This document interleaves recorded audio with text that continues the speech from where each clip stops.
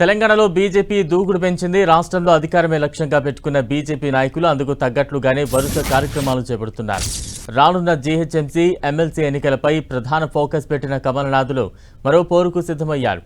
ఇందుకోసం ఇవాళ హైదరాబాద్లో కీలక సమావేశం ఏర్పాటు చేశారు.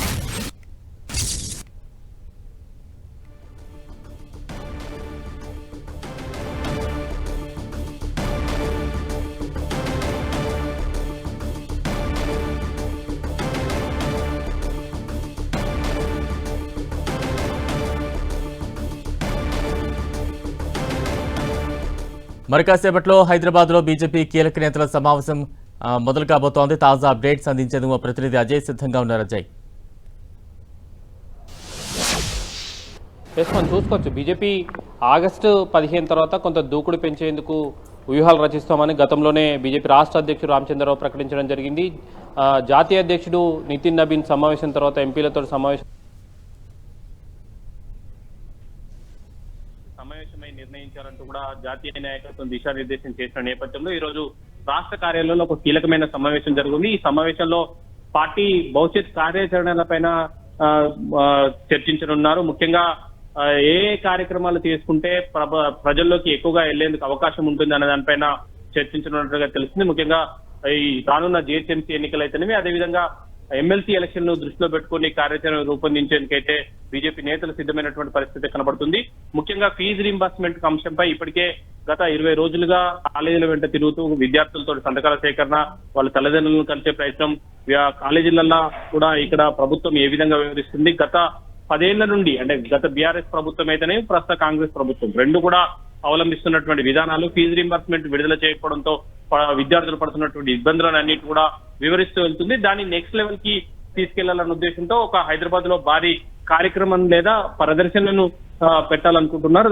అందుకు అనుగుణంగా ఈ రోజు ఒక వ్యూహరచన చేసి ఎక్కడెక్కడ నుండి ఎంతమందిని గ్యాదర్ చేయాల్సిన అవసరం ఉంటుంది, విద్యార్థులను ఎలా ఇన్వాల్వ్ చేయాలి, వాళ్ళ తల్లిదండ్రులు ఎలా ఇన్వాల్వ్ చేయాలి, ఎక్కడ కార్యక్రమం పెట్టాలి, అది నిరసన కార్యక్రమం ధర్నా రూపంలో పెట్టాలా లేదా ఏదైనా ప్రదర్శన రూపంలో పెట్టాలా, ఏ విధంగా చేస్తే బాగుంటుందన్న పైన కూడా ఈరోజు ఒక చర్చించే అవకాశం ఉంది. వీటితో పాటు మహిళలకు, రైతులకు సంబంధించిన అంశాలపై కూడా చర్చించనున్నారు. మహిళలకు ఇచ్చినటువంటి హామీలు ఏవేవి ఉన్నాయి, వాటిని ఎంత మేరకు నెరవేర్చారు, నెరవేర్చిన హామీలు ఏమున్నాయి, వాటిని నెరవేర్చే విధంగా ఎలాంటి ఒత్తిడి తీసుకురావాలనే పైన కూడా వ్యూహరచన చేయనున్నారు. అదేవిధంగా రైతులకు సంబంధించినటువంటి సమస్యలు ఏమున్నాయి, రైతులకు ఇప్పటి వరకు ఇచ్చిన హామీలేంది, అమలు చేయని హామీలేంది, ఇప్పటికే రైతు బంధును రైతు భరోసాగా మార్చి అవిని ఎన్ని ఇవ్వడం జరిగింది, ఎన్ని స్కిప్ కొట్టడం జరిగింది, వాటికి సంబంధించినటువంటి విడుదలకు కావాల్సినటువంటి ఒత్తిడి ఏ విధంగా తేవాలి, పంటల మార్పిడికి సంబంధించినటువంటి ఎలా ఉంది, వాటి కార్యాచరణ ఏ విధంగా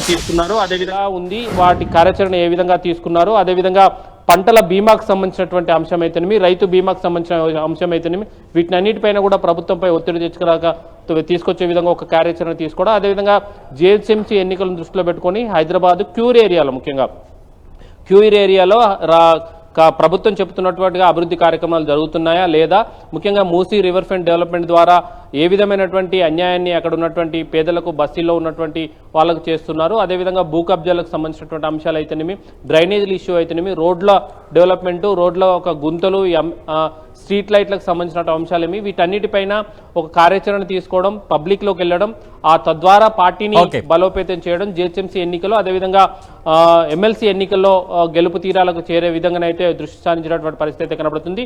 ఈ రోజు జరిగేటువంటి మీటింగ్లో భవిష్యత్ కార్యాచరణ కావాల్సినటువంటి అంశాలు, దానికి సంబంధించిన వ్యూహరచన చేసి కార్యక్రమాలను ఎప్పుడెప్పుడు ఎక్కడెక్కడ నిర్వహించిన దానిపైన ఒక కొలికి వచ్చే అవకాశం అయితే ఉంటుంది. ఇక నుండి ఇప్పటి వరకు ఒక ఎత్తు, ఇక నుండి ఒక ఎత్తు అనే తరహాలో మొత్తం కూడా క్షేత్రస్థాయిలో ఉంటూ ఉద్యమాలకు, ప్రజా సమస్యలమైన పోరాటాల ద్వారానే పబ్లిక్లోకి వెళ్ళాలన్న ఉద్దేశంతో పార్టీ నేతలు ఉన్నట్టుగా తెలుస్తుంది. Right, thank you Ajay.